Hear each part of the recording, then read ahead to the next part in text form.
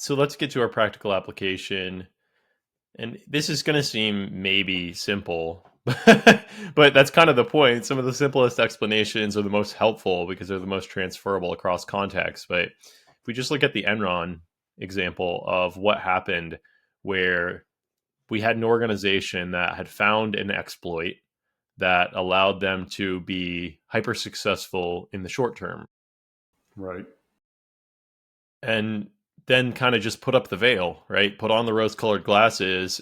Once you have those rose colored glasses on, in the Enron story, right, they find the accounting loophole. They're able to pull forward their profits and look like they're a extremely successful business, the most successful business. And so that gets everybody behind them, and they're kind of able to leverage that to continue to get future profits and pull them forward. And the problem is that, of course, it's short sighted and it allows you to live in the lap of luxury in the present and have this, be a celebrity and how are you doing this type thing, which plays exactly at what Sauron wants us to do, right? He wants you to Right. make it about you and make it about your ability to be more successful, more skilled, whatever, rather than learning the lesson we learned in the first episode, which is, yeah, the way that we defeat darkness is not by being stronger.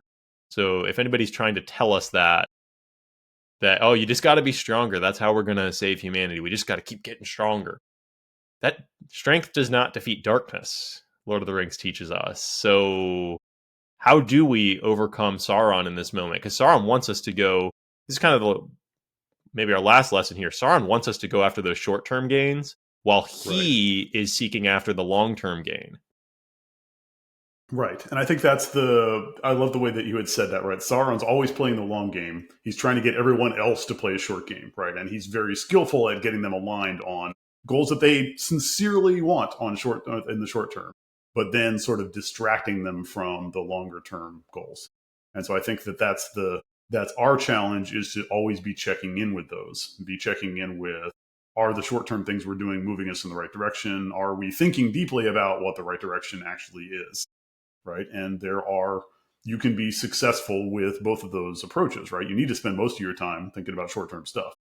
But if you're only focused on the short term benefit, or if you are so excited about the short term benefit that you're not thinking clearly, I think the other example we talked about was like crypto scams, right? Like there was this whole bubble of like random crypto coins that everybody was going to invest in that were going to go 100x value in 3 months, and you were going to be a millionaire and everybody else was going to be poor, and it was just because you were so smart, right?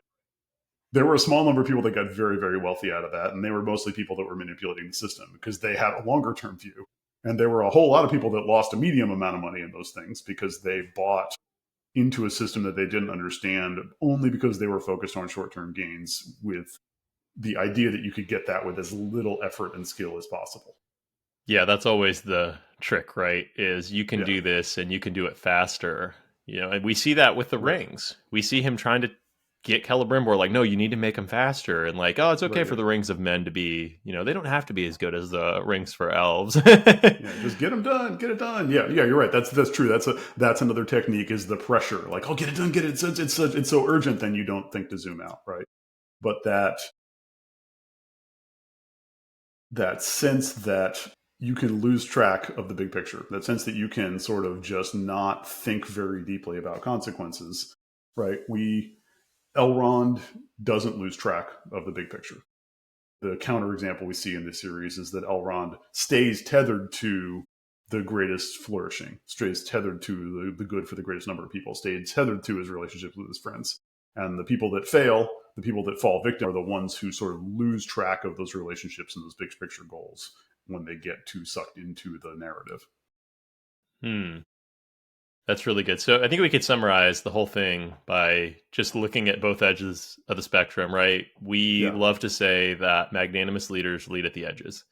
And you could call it being pragmatic, you can call it a number of different things, but you can see the big picture, which that's kind of the positive parts of Sauron, is he's able to see the big picture, look at the big levers that we have access to.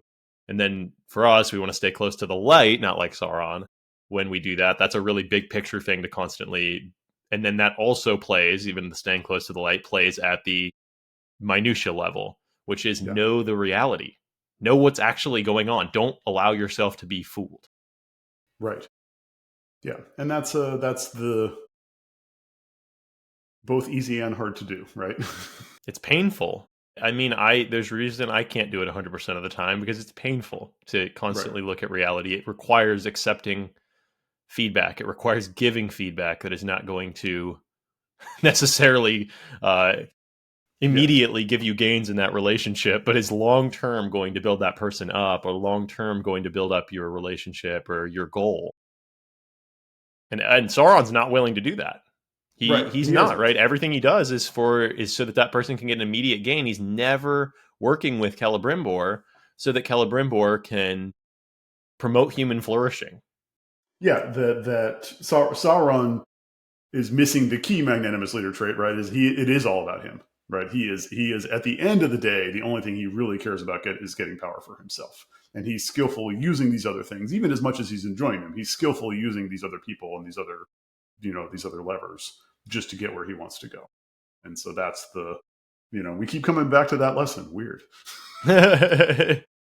Awesome, Brian. I feel like this was an incredible cap off to our villain series. I hope that others are able to get something out of it because I know I'm taking a lot away from it.